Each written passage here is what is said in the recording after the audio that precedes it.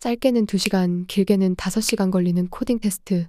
사실 시작 10분 안에 판명나. 코딩 테스트 볼 때마다 시간이 부족한 사람은 오히려 바로 시작하면 안 돼. 내가 40군데 넘는 회사에 지원하고 몸속 호텔을 보고 떨어지면서 느낀 점을 적용한 거니까 한번 끝까지 들어봐.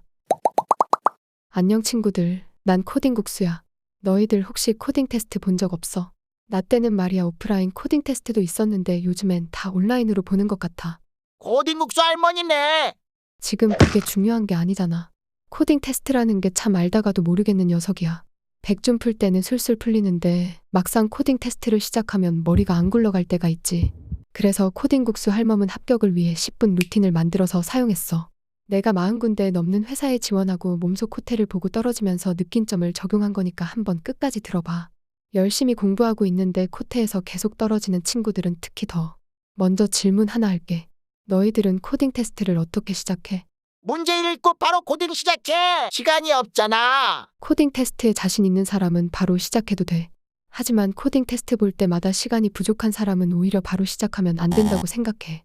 내가 전 영상들 중에서 코딩은 문제 해결의 연속이라고 했었어. 너희가 다른 곳에서 겪는 문제를 해결할 때도 별 생각 없이 몸부터 움직여.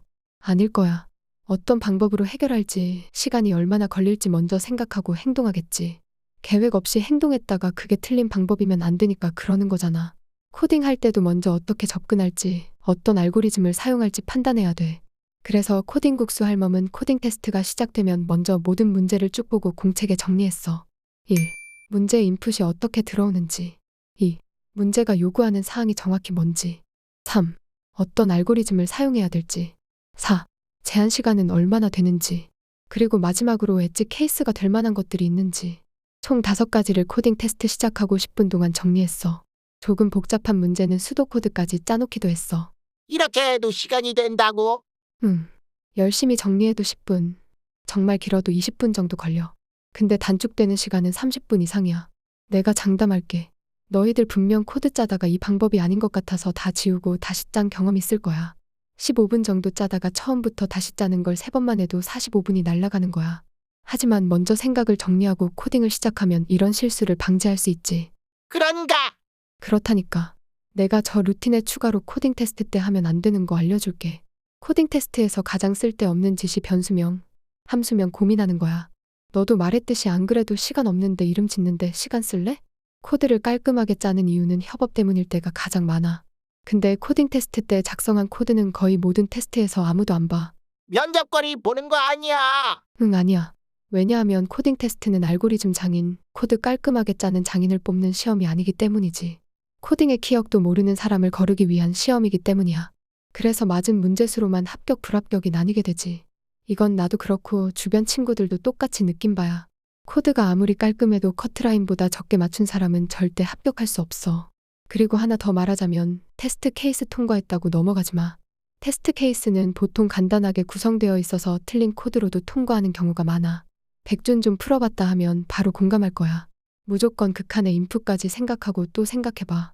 테스트 케이스를 통과했다는 건 그 문제를 어느 정도 이해했다는 거잖아. 그 말은 맞힐 확률이 높은 문제니까 엣지 케이스까지 잘 생각해서 부셔버려야 돼. 이렇게 코딩 테스트 볼 때 하면 안 되는 3가지에 대해서 이야기해봤어. 1. 코딩 바로 시작하지 말기. 2.